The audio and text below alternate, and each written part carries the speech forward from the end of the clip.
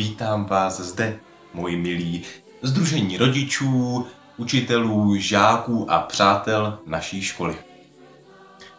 Sedím zde v Kanadě místního času 5 hodin, to znamená, že u vás je zhruba 1 hodina ráno, ale to nic nemění na tom, že zde sedím jako reprezentant nejen arcibiskupského gymnázia, ale především, a to zdůrazňuji, České republiky.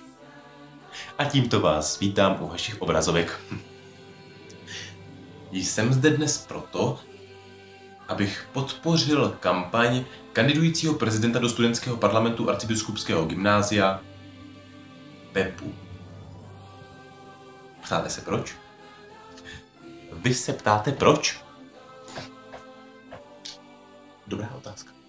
Velice dobrá otázka. Je to proto, že Pepa na to má. A taky na to má tým. To si nemyslete, ono je to velice důležité. Například tady v Kanadě znají Českou republiku jenom díky týmu českých hokejistů. No a tak určitě Pepa do toho dá srdíčko, víte?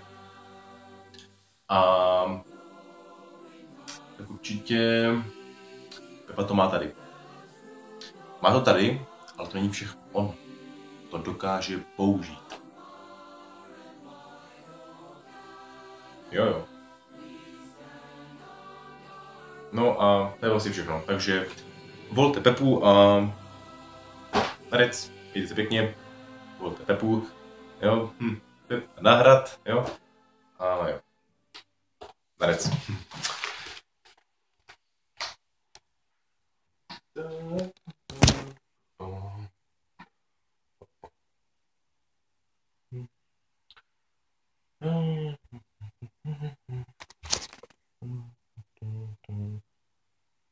Vy tu ještě pořád sedíte?